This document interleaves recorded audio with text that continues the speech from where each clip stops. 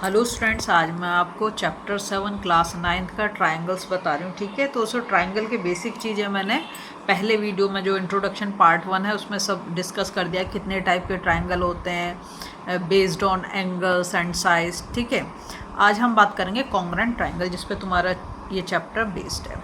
तो two triangles are congruent if and only if one of them can be made to superpose on the other. ये वैसे मैंने कल बताया था। देखो, ये एक ट्राइंगल मैंने ग्रीन कलर का लिया और ये एक ट्राइंगल मैंने ऑरेंज कलर का लिया। अगर मैं इसके ऊपर रख दूँ और इसे कम्प्लीटली कवर कर ले, मतलब बिल्कुल नीचे वाला ग्रीन आपको दिखे ही नहीं, तो हम इसे बोल देंगे इसको सुपरपोज कर रहा है और ये कॉन्ग्रुएंट ट्राइंगल है। क्यों कॉन्ग्रुएंट है? देखो, इसके जो है एंगल भी इक्वल हैं और इसकी साइड्स भी। ऐसे अगर मैं ग्रीन वाले को इस ऑरेंज वाले के ऊपर रख दूं तो भी तुम देखो कि तुम्हें फिर नीचे वाला ऑरेंज वाला दिखाई नहीं देगा, सिर्फ ग्रीन ग्रीन दिखाई देगा। तो ये भी क्या कर रहा है, इसको सुपर इम्पोज कर रहा है। मतलब ये दोनों ट्राइंगल कैसे हैं? कॉन्ग्रुएंट हैं। तो कॉन्ग्रुएंट की अगर दूसरी लैंग्वेज में बोलूँ तो सेम शेप दोनों ट्राइंगल हैं और सेम साइज, दोनों का साइज भी सेम है, इसलिए एक दूसरे को पूरी तरीके से कवर कर रहे हैं। ठीक है, तो made to superpose on other so as to cover it exactly. अब आया congruent triangles are exactly identical. Identical का मतलब क्या होता है? सेम। ठीक है, अब है two triangles and congruent if and if they have exactly the same shape and size. अभी बता दिया कि दोनों के साइज भी कैसा है? सेम है और शेप भी सेम है। इन कॉन्ग्रुएंट, देखो अभी मैं सारे तुम्हें डायग्राम की हेल्प से सब समझा दूंगी। In congruent triangles there exist a correspondence between their vertices. अब देखो, वर्टिसेस की बात कर रहा है। Such that the corresponding sides and the corresponding angle of the two triangles are equal और कॉन्ग्रुएंट। देखो यहाँ पे समझ लो कि ये ट्राइंगल है ए बी सी, ये ग्रीन वाला जो है इसे ए बी सी मान लो और ये पी क्यू आर है। ठीक है, तो एंगल, ये अगर एंगल पी है तो ये एंगल क्या होगा? ए होगा, ये कॉरस्पॉन्डिंग एंगल होगा। ठीक है, एंगल क्यू किसके बराबर होगा? एंगल बी के बराबर होगा और एंगल आर किसके बराबर होगा? एंगल सी के। ये करस्पॉन्डिंग बोले जाएंगे कि अगर मैं इसको इसके ऊपर रखूँ तो ये जो पी है ये ए के ऊपर आ रहा है और क्यू जो है वो बी के ऊपर आ रहा है और ये तुम्हारा आर जो है सी के ऊपर आ रहा है। मतलब ये करस्पॉन्डिंग एंगल्स और करस्पॉन्डिंग साइड भी होगी। कैसे? पी क्यू, यहाँ से देखो, पी क्यू ए बी पे आना चाहिए, क्यू आर किस पे आना चाहिए? बी सी पे आना चाहिए और पी आर ए सी के ऊपर आना चाहिए। ये इसका करस्पॉन्डेंस होगा। ठीक है, of the triangle are equal और कॉन्ग्रुएंट। अब देखो क्या चीज़ें तुम्हें ध्यान रखनी है। यहाँ लिखा है it is necessary to write the correspondence of vertices. Vertices क्या है? अगर मैं एक ट्राइंगल बना रही हूँ, सपोज करो कि ये ट्राइंगल बनाया, तो यहाँ पर ये दोनों रे जाके मिल रही हैं इस कोने पे, तो ये क्या हो गया? वर्टेक्स हो गया। ठीक है, जहाँ पर दो वो मिलेंगे, कॉमन पॉइंट होगा दो रे के मिलने का, उसे हम बोलते हैं वर्टेक्स। ठीक है, तो it is necessary to write the correspondence of the vertices correctly for writing the congruence of triangle in symbolic form. जैसे कि अगर मेरे को लिखना है पी किसके करस्पॉन्डेंस में होगा? ए के, है ना। क्यू किसके करस्पॉन्डेंस में होगा? बी के, और आर किसके करस्पॉन्डेंस में होगा? सी के। ठीक है, ऐसे लिख देंगे। अब है in congruent triangle corresponding parts are equal and we write in short form. कैसे लिखते हैं? C P C T. C P C T का मतलब क्या है? Corresponding parts of congruent triangles. क्या लिख देते हैं? सी का मतलब क्या? कॉरस्पॉन्डिंग, पी का मतलब क्या? पार्ट्स, सी का मतलब कॉन्ग्रुएंट और टी का मतलब ट्राइंगल्स। ये हम कई जगह पे यूज़ करेंगे। जब हम अपने क्वेश्चन को प्रूव करेंगे किसी चीज़ के लिए तो हम लिख देंगे by C P C T. अब देखो कितने तरह की कॉन्ग्रुएंस ट्राइंगल है, कितने क्राइटेरिया कॉन्ग्रुएंस के, वो देखो। एक है एस ए एस, बहुत ध्यान से समझो। एस का मतलब है साइड, ए का मतलब है एंगल और एस का मतलब साइड है। अब मैं बताऊंगी कि कैसे। दूसरा है ए एस ए, मतलब एंगल साइड एंगल। ठीक है, फिर है ए ए एस, तो एंगल एंगल साइड। फिर है एस एस एस, तो साइड साइड साइड। फिर है आर एच एस, तो राइट एंगल, हाइपोट्यूनस और साइड। ठीक है, अब एक एक कॉरस्पॉन्डेंस को हम लेंगे। एस ए एस, देखो S A S criterion for congruence of triangle. जैसे कि तुम जानते हो एस ए एस का मतलब क्या? Side angle side. अब यहाँ पे ये देख लो, यहीं से तुम समझ जाओगे कि दोनों साइड के बीच वाले एंगल की बात कर रहे हैं। किसकी बात कर रहे हैं हम? दो साइड के बीच वाला एंगल। कैसे? देखो, अगर मैं बात करूं ये वाली साइड और ये वाली साइड, तो इन दोनों के बीच में कौन सा एंगल आ रहा है? ये वाला एंगल आ रहा है, ठीक है। ऐसी में अगर इस ट्राइंगल की बात करूं तो ये वाली साइड और ये वाली साइड, और किस एंगल की बात कर रहे हैं? इस वाले एंगल की बात कर रहे हैं। तो दोनों साइड इंक्लूडेड का मतलब है दोनों साइड के बीच वाला एंगल, और आप इससे अभी क्लियर कर लोगे। तो यहाँ एक्सोम 7.1 है, क्या नाम दिया? SAS। SAS का मतलब है side angle side congruence rule. क्या है? Two triangles are congruent if two sides, क्या बोला? दो साइड बोला, एंड द इंक्लूडेड एंगल, इस पे ध्यान दोगे, ये बोल रहा है इंक्लूडेड एंगल मतलब दोनों साइड के बीच वाले एंगल की बात कर रहे हैं हम, किसी और एंगल की बात नहीं कर रहे, ठीक है। Of the one triangle are equal to the two sides of the included angle of the other side. यहाँ पे बात कर रही है ए बी इक्वल्स टू, ये हो जाएगा DF, ठीक है। AB इक्वल्स टू DF मतलब ये वाली साइड इस वाले साइड के इक्वल है ना। फिर AC equals to FE। AC कहाँ पर है? ये वाला। ये किसके बराबर है? FE के बराबर, ठीक है। तो इनका इंक्लूडेड एंगल क्या होगा? इन दोनों साइड के बीच में देखो तो यही तो आ रहा है भाई, AB और AC के बीच में कौन सा एंगल आ रहा है? एंगल A आ रहा है। और ये जो तुम्हारा FD और EF, इसके बीच में कौन सा एंगल आ रहा है? F। तो angle A is equal to F, मतलब लिखना मुझे यहाँ पर चाहिए था angle A is equal to angle F। तो हो गया साइड एंगल साइड, इसको हटा दो, साइड एंगल साइड इंक्लूडेड हो गया, दोनों साइड के बीच में आ रहा है ये एंगल। यहाँ इसका मतलब यही है SAS, ठीक है। तो ऐसे ही तुम्हें क्वेश्चन को दिखाना होगा। तो this result can not be proved with the help of previously known result and therefore it is accepted true as an axiom. ये क्या है? एक्सियोम। एक्सियोम को हम प्रूव नहीं करते हैं, थ्योरम को हम प्रूव करते हैं, ठीक है। अब देखो नेक्स्ट जो है वो है ASA। अब यहाँ पर भी देखो, A का मतलब क्या है? एंगल।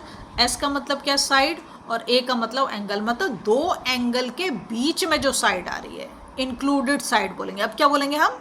Included side. नाम में ही सब कुछ छिपा हुआ है, ठीक है।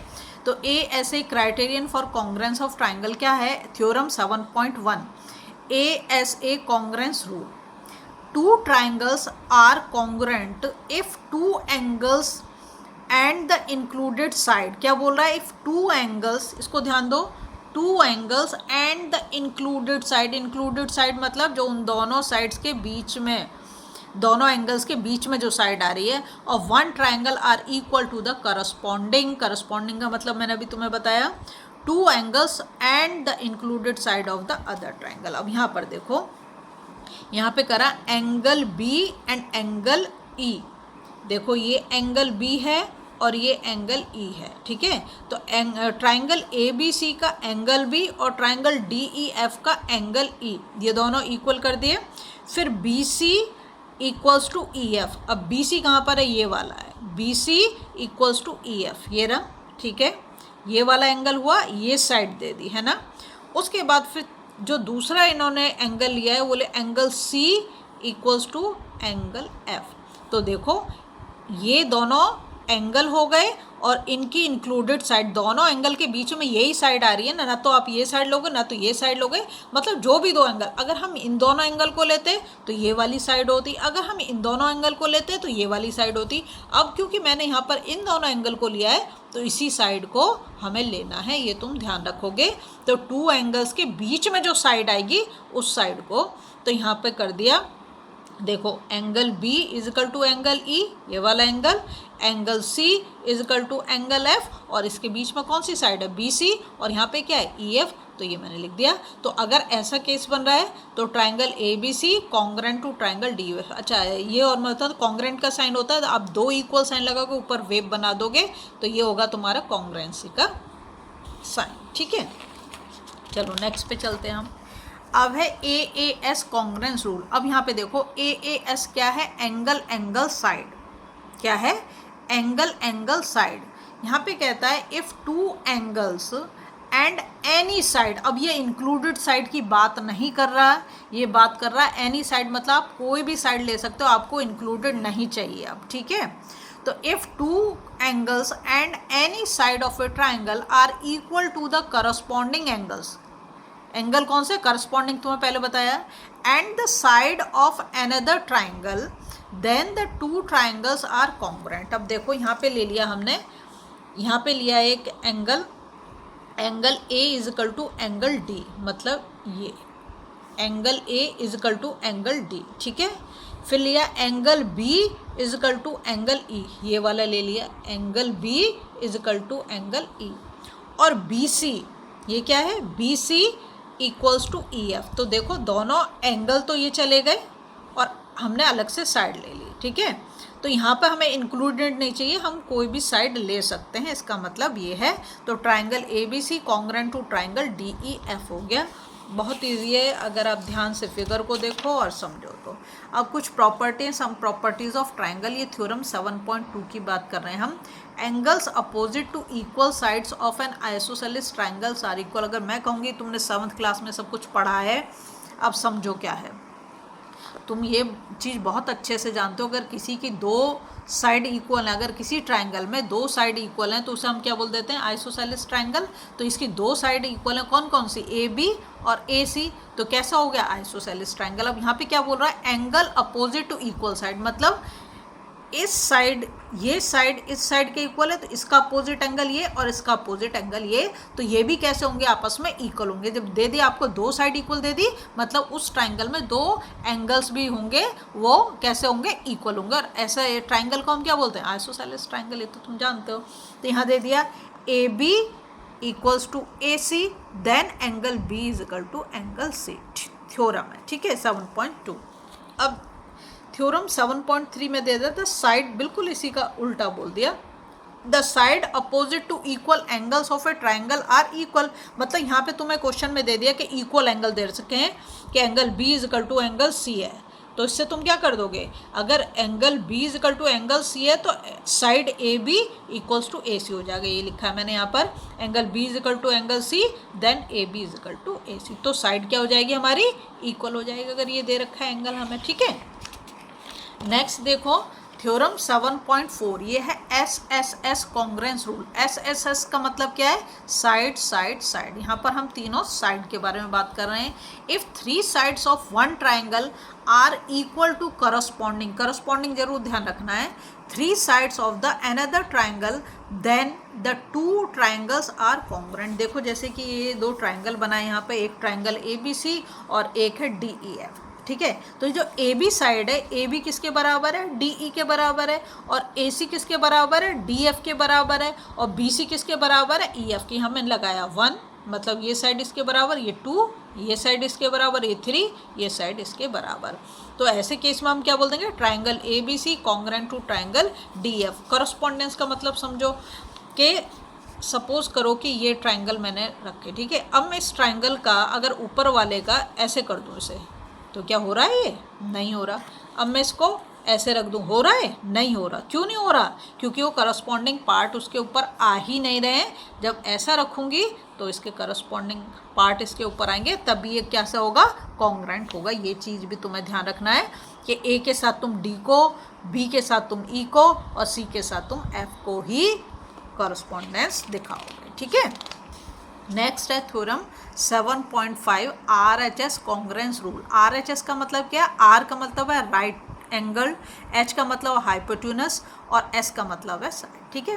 तो if in two right triangles, two right triangles क्यों बोला, देखो यहाँ पर ये और ये दोनों कैसे, ये 90 डिग्री का साइन होता है, तो दोनों 90 डिग्री, मतलब एक एंगल दोनों ट्राइंगल का क्या है, 90 डिग्री। तो ऐसे एंगल को, ऐसे ट्राइंगल को हम क्या बोल देते हैं, right angle triangle. The hypotenuse, hypotenuse क्या होती है, जो लॉन्गेस्ट साइड होती है, जो हमारे इसके परपेंडिकुलर के सामने बनती है। परपेंडिकुलर बनता है 90 डिग्री पे, इसके सामने वाली जो साइड होती है लॉन्गेस्ट साइड होती है, और इस साइड को हम क्या बोलते हैं, हाइपोटेन्यूस, ठीक है। And one side of the triangle are representing equal to the hypotenuse and the corresponding side of the other triangle, then the two triangles are congruent। अब देखो ये तो तुम्हें दे रखा है एंगल बी और एंगल ई, तो ये कितना होना चाहिए, 90 डिग्री, तभी हम इसे राइट एंगल ट्राइंगल बोल पाएंगे। अगर एक एंगल 90 डिग्री है तो एंगल बी और एंगल ई कितना 90 डिग्री। अब ए सी ये हाइपोट्यूनस है और डी एफ ये भी हाइपोट्यूनस है, तो A C is equal to D F होना चाहिए, और बी सी ये इसका बेस है इक्वल्स टू ई एफ। ठीक है, तो triangle A B C congruent to triangle D E F हो गया। इसी के साथ आपका इंट्रोडक्शन कंप्लीट। अगर आपको वीडियो पसंद आ रही प्लीज़ लाइक शेयर सब्सक्राइब कर दें, फॉलो